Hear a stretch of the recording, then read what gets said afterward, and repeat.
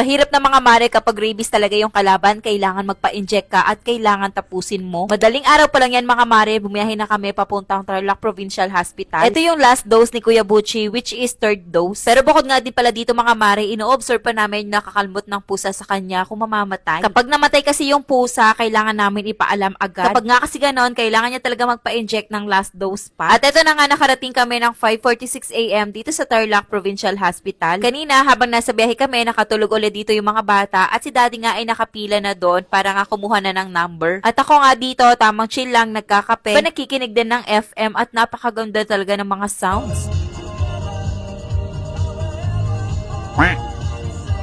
Sa mga oras na yan, habang uminom ako ng kape, inaantok pa din ako. Kaya lang, nilabanan ko na lang talaga kasi baka sasakit lang yung ulo ko. Kung last time nagbaon kami ng kakainin nila, ngayon syempre hindi pwedeng mawala talaga yun. At kung mapapansin nyo, nandito na nga din talaga sa side ko. Naalimpungatan nga din pala dito yung baby melon namin, kaya pumunta dito sa harapan. Mag-iisang oras na nga din pala pagdating namin dito, wala pa rin si daddy. And fast forward, pagkagising nga ng Kuya Butchie, nagpahinga lang kami ng konti at eto nga pumunta na kami dito sa may pila. Kanina pa nga din nagre-reklamo yan mga mare na sobrang init daw dito sa labas. Mabuti na lang din talaga at nakanap kami ng pwesto dito na mauupuan namin kahit walang upuan. Bali naglatag lang kami dito ng karton kasi nga napakadami ding nakaupo dito. Medyo ipapasilip ko nga din pala sa inyo kung gaano kadaming tao dito pa lang yan sa bunga. Alam nyo din ba mga mare, hindi kami makaalis-alis dito sa pila kasi nga hindi na number yung hinihintay namin kundi pangalan namin. Unlike kasi nung pangalawang punta namin, number yung hinihintay namin, at least nalalaman namin kung malapit na kami or malayo pa. Tiyaga lang talaga at hindi pwedeng umalis baka kasi matawag yung pangalan. Bali yung scenario nga din pala dito, yung magpa-first dose lang ang kukuha ng mga number. Tapos yung second dose, third dose, and booster, pangalan na yung tatawagin. And after 5 hours namin paghihintay, ayan, tinawag na nga din yung pangalan ni Kuya Butchie. And mula nga dun sa harapan na napakadaming tao, pumunta na kami dito sa may pinaka-center nila. Bali yung pumapasok nga din pala dito, yung tinatawag nila ng number and yung tinatawag nilang pangalan. 5 number and 5 pangalan yung tinatawag nila. At eto nga, umupo na muna kami dito sa may gilid kasi nga meron pang nauna sa amin. At sa mga oras na yan, binibuild up ko na nga din yung Kuya Butchie namin kasi nakikita ko parang ninenervyos na.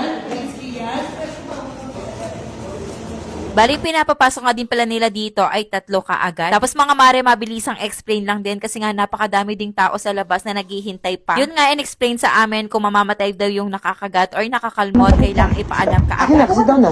Para uwi na tayo. Marami. Maga pa kayo rito. Ano sige dumating?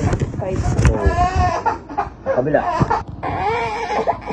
Medyo umaray lang talaga dito yung Kuya Butchie namin pero napakatapang niya. Well mga mare, gusto ko lang din i-share sa inyo nakalmot or nakagat man yan, kailangan yung ipa-inject. Minsan kasi yung symptoms lumalabas na lang kapag malala na.